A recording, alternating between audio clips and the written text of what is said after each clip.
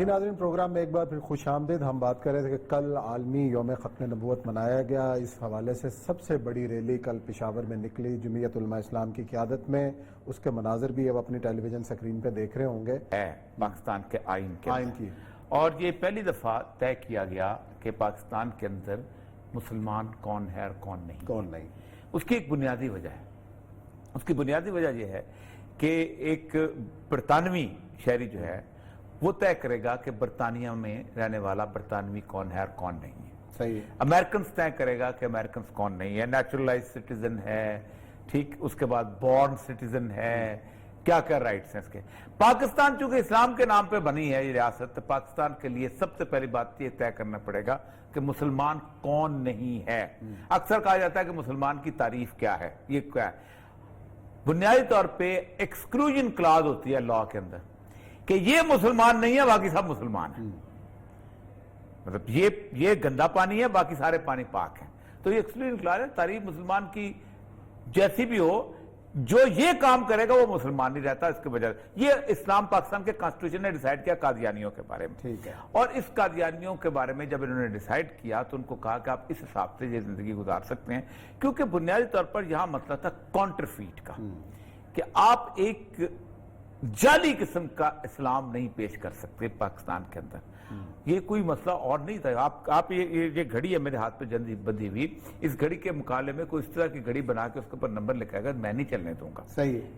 یہ basically Islamic copy right کا مسئلہ تھا، اور اس کے اوپر اسلامک کاپی رائٹ جو ہے 1400 سال سے مترتب تھا۔ ایک مرزا غلام احمد نے آ کے اس کو بدلنے کی کوشش کی، 1400 سال کی تاریخ اس کو نہیں بدل سکتی تھی۔ اس میں ہم بہت بحث کرتے ہیں۔ اس میں پچھلے 2-1 سال سے میں نے بات شروع کی تھی، اور اس کے ہوا یہ کہ میرے کچھ سارٹس کو، یعنی آپ دیکھیں قادیانی بنیادی طور پر اس حد تک جھوٹے، مکار اور فریبی ہیں، اور اسی کے اوپر اسی سارٹس کو انہوں نے کاٹ کے انہوں نے باقاعدہ اس کے اندر لگائے۔ اس رپورٹ کے اندر بھی رپورٹ اندر کیوں لائے؟ اور اس رپورٹ پہ آج قرارداد جمع ہو گئی پنجاب رپورٹ میں نے بنیادی طور پہ کہا تھا کہ جس وقت یہ ہوا، میں نے کہا بنیادی طور پر رسول اکرم صلی اللہ علیہ وسلم کے زمانے میں بھی جس نے نبوت کا دعویٰ کیا، رسول اللہ نے باقاعدہ لشکر بھیجا مسلمہ کذاب کو کہ جا کے اس کو قتل کر کے آؤ۔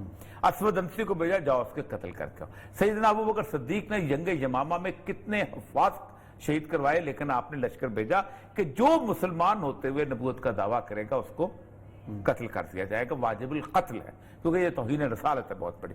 لیکن ایک طویل عرصے کے بعد جب انہوں نے کہا قادیانیوں کا کیا ہے، تو فیصلہ یہ ہوا علماء کا، میرا یہ تمام علماء کا، کہ جو قادیانی باپ کے گھر میں پیدا ہوتا ہے وہ تو قادیانی ہے، وہ تو اسلام چھوڑ کے اس پہ نہیں گیا، اس کو مرتد کی ڈیفینیشن میں نہیں آتا ہے، اس لیے ان کو اقلیت قرار دیا گیا کہ یہ اقلیت ہے۔ اب ذرا سارٹ چلائیے گا دونوں، پہلا وہ سارٹ ہے کہ جو مرتد کے بارے میں پوری مکمل طور پہ ہم نے بتایا تھا تاکہ لوگ سنیں کہ یہ قادیانی کس حد تک بددیانتی کرتے ہیں، کہ برطانیہ کی اس کے اندر جا کے اس میں پارلیمنٹ میں بھی یہ پیش کو استعمال کیا گیا پاکستان کے خلاف۔ جی ہاں، پاکستان کے خلاف کہتا ہے کہ کوئی قانون آئین کہتا ہے کوئی قانون شریعت کے پنگنڈ نہیں ہو سکتا، قرآن و سنت کے خلاف نہیں بنایا جا سکتا۔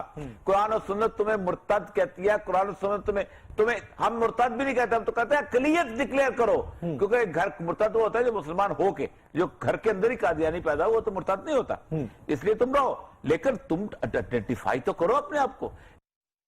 ہم بنیادی طور پہ ختم نبوت کے عقیدے کے بارے میں تصور کرتے ہیں کہ جو شخص سید الانبیاء صلی اللہ علیہ وسلم کے بعد بحیثیت مسلمان کہتے ہوئے اپنے آپ کو مسلمان کہتے ہوئے رسول اللہ صلی اللہ علیہ وسلم کی نبوت کے بعد نبوت کا دعویٰ کرتا ہے، ہم سمجھتے ہیں رسول اللہ صلی اللہ علیہ وسلم کی اس نبوت پہ ڈاکہ مارتا ہے، اور ہمارے ہاں سنت صرف ایک ہے، اور سیدنا ابو بکر صدیق کی سنت ہے کہ مسلمہ کذاب کی طرف کی گردن اڑا دو، اسود انسی کی طرف کی گردن اڑا دو۔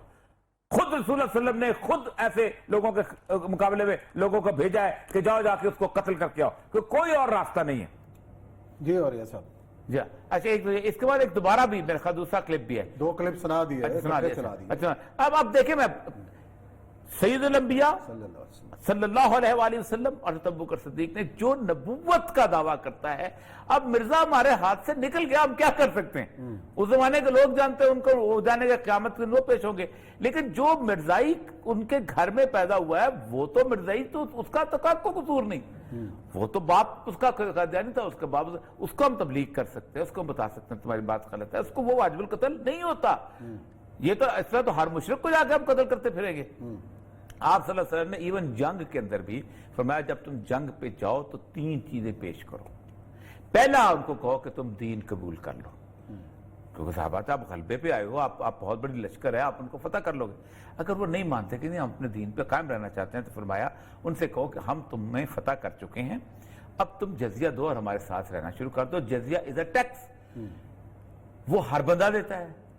اسلام ایک اصول مرتب کرتا ہے کہ آپ سے ہم نہ جنگ میں کام لیں گے، نہ آپ دفاع میں آؤ گے، نہ آپ فوج میں آؤ گے، کیونکہ ظاہر بات ہے کہ تمہاری جان بڑی قیمتی ہے، ہم تمہاری بات کریں، تم جزیہ دے دو، تم نہ زکوٰۃ دو، تم نہ عشر دو، تم نہ کوئی اور ٹیکس دو، تم جزیہ دے دو، آرام سے رہو. اور اگر یہ وہ دونوں پہ نہ راضی ہوں تو پھر ان سے جنگ کرو. صحیح. ٹھیک. تو یہ دونوں آپ مجھے یہ بتائیے، آج کی دنیا کی مہذب دنیا میں اگر صدام حسین کہے کہ میں جمہوریت نہیں نافذ کرتا ہوں تو آپ کہتے ہیں جمہوریت نافذ کرو ورنہ رجیم چینج.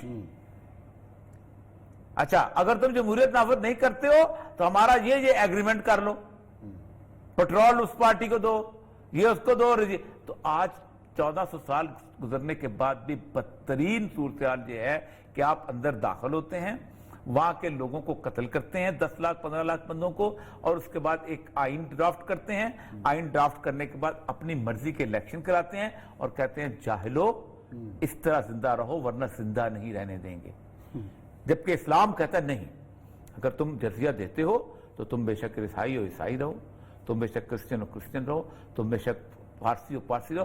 سیدنا ابوبکر صدیق رضی اللہ تعالیٰ عنہ، سیدنا عمر رضی اللہ تعالیٰ عنہ، سیدنا عثمان رضی اللہ تعالیٰ عنہ، سیدنا علی رضی اللہ تعالیٰ عنہ کے زمانے میں مسلمان ایک اقلیت تھے، جبکہ وہ ایران پہ بھی حکومت کرتے تھے اور روم کے ان علاقوں میں بھی حکومت کرتے تھے کہ جزیرہ نما عرب میں تھے، لیکن کسی نے کسی کو نہیں کہا.